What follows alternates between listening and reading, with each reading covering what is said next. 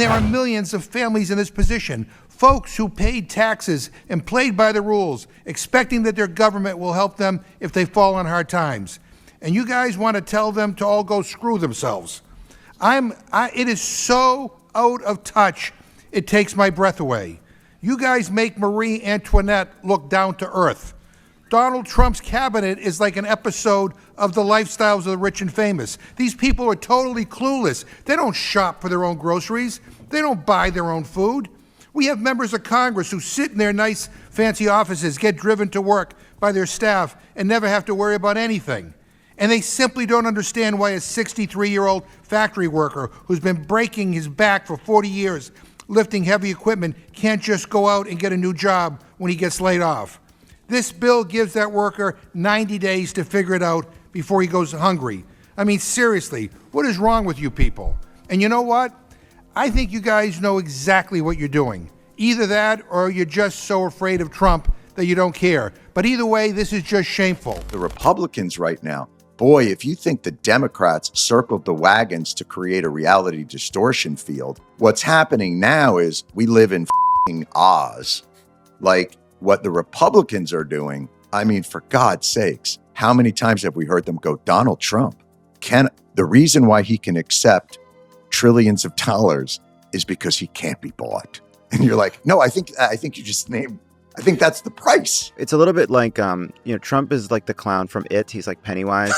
And he's in the sewer, and all these Republicans are like crawled down next to the sewer, and they're like, I don't want to go down there. I don't want to go down there. And he's like, come, we all float down here. And I do think there's a liberation. There's a liberation that they feel once they let go of that tether to their former selves. Like you look at Marco Rubio, and he's hating Donald Trump. We can do that all day. Right. Going along with Donald Trump is a hell of a lot easier than the balancing act a lot of these people tried to strike for a long time. You and your colleagues published a major investigation this week in the New York Times where you conclude, and these are your words, the firm largely owned by a Trump family corporate entity has erased centuries-old presidential norms, eviscerating the boundary between private enterprise and government policy in a manner without precedent in modern American history. Break that down. What are the major questions of potential corruption and conflicts of interest? I mean, this is a nation that we've always had campaign fundraising where people are taking donations, but these donations are going to their political causes.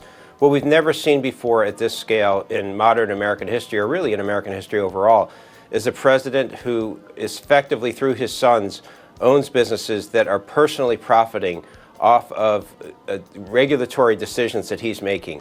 And the conflicts of interest here are just, the word we don't like to use too much in Washington among reporters is unprecedented, but these truly are unprecedented. And he is, appointing the head of the Securities and Exchange Commission at the same time as the SEC is shutting down investigations of some of his business partners. He pardons a crypto executive named Arthur Hayes, who is an investor in one of the companies that's partnered with with World Liberty Financial. He's offering 220 people the right to come and have dinner with him at his golf course in Virginia. At the same time, these are people who are trying to influence his policies and, in fact, have stated so, that they're buying his crypto and effectively giving him money so that they can get access to the President of the United States. I mean, it's really just something we've never seen before. And it's actually quite hard to track. There's so much happening simultaneously. It's taking a whole team of us at the New York Times to try to keep up. Donald Trump was never built for government, he was built for TV, and his whole persona is straight out of pro wrestling. He's the worst president we've ever had, but a perfect heel, and he's using the presidency the same way he's used every show, appearance, and business venture he's ever embarked on, to chase money and attention. His brand has never been about honesty or integrity or even the good deals. It's about dominance, spectacle, and keeping his name forever in the lights. You are the people's champion, Mr. Trump. Wow. And on behalf of all the people of America,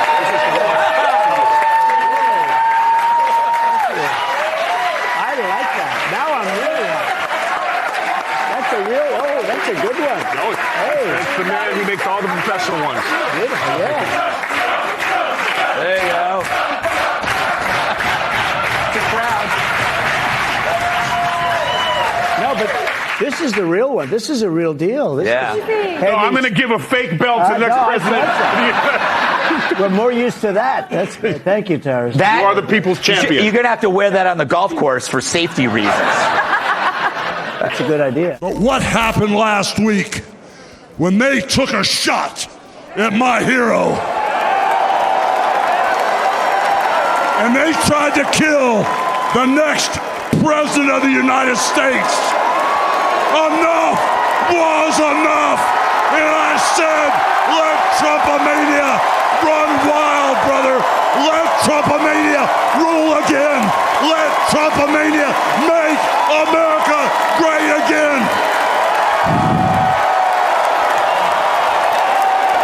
Yeah, they have transitioned from like trying to tell lies that maybe people believe to now sort of being just basking in how bullshit their lies are. Like they're not even trying anymore. Well, I remember the early days were this. Look, I don't necessarily like the way he tweets. Right. And I'm not necessarily co-signing on some of his personal failings. But I do believe in some of his policies and all. And now they're just like, nope, he's the most ethical person that I've ever worked with. And you're like, all right. Well, and now they're doing it themselves. I mean, Marco Rubio was in a hearing this week, and Senator Van Hollen from Maryland was grilling him on deportations and disappearances. Right. And he's like, well, these students come and they're burning down buildings and they're causing... and Van Hollen's like, okay, but what about the one who she just wrote an op-ed and then she was thrown in jail for a month? And he just went right past it. Didn't even attempt to answer the question. It's very clear that from Donald Trump on down, they are attacking the judges. They want to impeach the judges. We have Republican colleagues who have wanted posters up outside of their offices in the Cannon House office building saying wanted with the judges up there. A number of them are Republican appointed judges like Judge Boasberg, who might be the most reviled of the judges for the Freedom Caucus. He's a Republican appointee. Bush appointed him to the court when he first got on it. He's a pillar of the conservative legal establishment, but he's a stickler for the rule of law. And anybody who stands up for the rule of law gets in their way because this is a gangster state. And, I just hope people begin to understand this is not basically a legitimate government that is sometimes doing corrupt things.